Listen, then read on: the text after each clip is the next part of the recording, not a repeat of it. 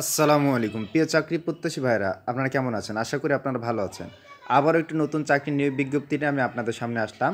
বাংলাদেশ কৃষি গবেষণা কাউন্সিলের চাকরি আবেদন ফ্রি মাত্র ১১২ টাকা। ওকে, তো আপনারা এখানে কিভাবে আবেদন করবেন, কী কী যোগ্যতা প্রয়োজন? যোগ্যতার কথা যদি বলি, শুধুমাত্র এইচএসসি এবং এসএসসি বা অষ্টম পাস থাকলে আপনি এখানে আবেদন করতে পারবেন। তো কিভাবে আবেদন করবেন এবং কী কী যোগ্যতা প্রয়োজন এবং বেতন কয় টাকা পাবেন এবং বয়স কত থাকতে হবে এবং চাকরির অভিজ্ঞতার প্রয়োজন আছে কিনা এবং চাকরির পরে আপনি কী ধরনের সুযোগ সুবিধা পাবেন, সেগুলো নিয়েও আমরা আলোচনা করব।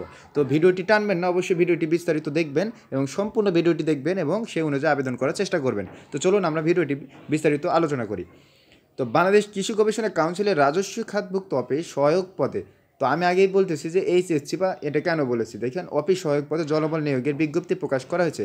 আগ্রহী প্রার্থীরা অনলাইনে আবেদন করতে পারবেন। ঠিক আছে, অনলাইনে আবেদন করতে হবে। তো কীভাবে আবেদন করবে সেটা আমি ভিডিও শেষে বলে দেবো। ঠিক আছে, তো আজ মঙ্গলবার 17 সেপ্টেম্বর থেকে আবেদন শুরু হয়েছে। তো আপনারা আজকে থেকে আবেদন করতে পারবেন। তো আপনারা আজকে চাইলে আজকে থেকে আবেদন করতে পারবেন। তো পদের নাম কি? অফিস সহায়ক। পদের নাম অফিস সহায়ক, পদ সংখ্যা 18 জন, 18 জনকে নেবে। ঠিক আছে, তো কী যোগ্যতা থাকতে হবে এখানে? কোনো স্বীকৃত বোর্ড হতে মাধ্যমিক, দেখেন মাধ্যমিক মানে কি বোঝায়? মাধ্যমিক মানে বোঝায় এসএসসি, স্কুল সার্টিফিকেট বা সমমান পরীক্ষা উত্তীর্ণ। সমমান মানে বোঝায় যে তোমার এসএসসি বা এইচএসসি।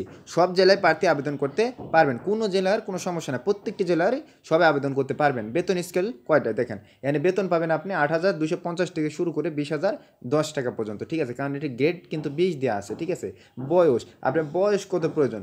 ১ সেপ্টেম্বর তারিখে প্রার্থীর বয়স ৩০ বছরের মধ্যে হতে হবে। ঠিক আছে, আপনার বয়স যদি ৩০ বছরের বেশি হয় আপনি এখানে আবেদন করতে পারবেন না। তবে বীর মুক্তিযোদ্ধা শহীদদের ক্ষেত্রে ৩২ বছর পর্যন্ত এখানে গ্রহণযোগ্য হবে। শর্ত, এখানে একটা শর্ত দিয়েছে। কী শর্ত দিয়েছে, শর্তটা আমরা এখন জেনে নিই। তো শর্ত কি? যে সরকারি, আধা সরকারি, স্বায়ত্তশাসিত প্রতিষ্ঠান কর্মরত প্রার্থীদের অবশ্যই যথাযথ কর্তৃপক্ষের মাধ্যমে আবেদন করতে হবে। নিয়োগের ক্ষেত্রে সরকারের বিদ্যমান বিধিবিধান ও পরবর্তী সময়ে এ সংক্রান্ত বিধিবিধানে কোনো সংশোধন হলে তা অনুসরণ করা হবে।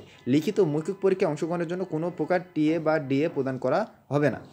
তো এরপরে কি বলেছে? যে মৌখিক পরীক্ষা বলেছে, মৌখিক পরীক্ষার সময় সব সনদের মূল কপি দেখাতে হবে। ঠিক আছে, আপনি যখন ভাইবা দিতে যাবেন অবশ্যই আপনাকে মূল সনদের ফটোকপিটি দেখাতে হবে। এছাড়া নিজ জেলার স্থায়ী বাসিন্দার প্রমাণক হিসাবে ইউনিয়ন পরিষদ। আচ্ছা, এক কথায় আপনাদের যেগুলো লাগে কি আর এখানে আছে, আপনি চাইলে এটা স্ক্রিনশট দিয়ে রাখতে পারেন। সুন্দর করে আপনি স্ক্রিনশট দিয়ে এটা রেখে দেবেন। আমি এটা এই যেখানে পোস্ট করে ধরে রাখতেছি, আপনি বা ভিডিওটি বারবার টেনে আপনি এটা দেখে নিন। এই বিস্তারিত পুরোটা আপনি দেখে নিন। ঠিক আছে, ভিডিওটি আপনি এখানে একটি স্ক্রিনশট দিলেও আপনি এটা রেখে দিতে পারবেন। তো এছাড়াও সার্কুলারতে থাকবে, আমি সার্কুলারটা আপনাদের ভিডিওর প্রথম কমেন্টে দিয়ে দেবো। যে লিঙ্কটা আছে, লিঙ্কটা আমি ভিডিওর প্রথম কমেন্টে দিয়ে দেবো। আপনারা সেখান থেকে অবশ্যই সার্কুলারটি ডাউনলোড করে নেবেন। তো আজকে এই পর্যন্তই। আপনারা সবাই ভালো থাকবেন, সুস্থ থাকবেন এবং ভিডিওটি যদি ভালো লাগে অবশ্যই লাইক অ্যান্ড সাবস্ক্রাইব করুন। তো ধন্যবাদ সবাইকে। আসসালামু আলাইকুম।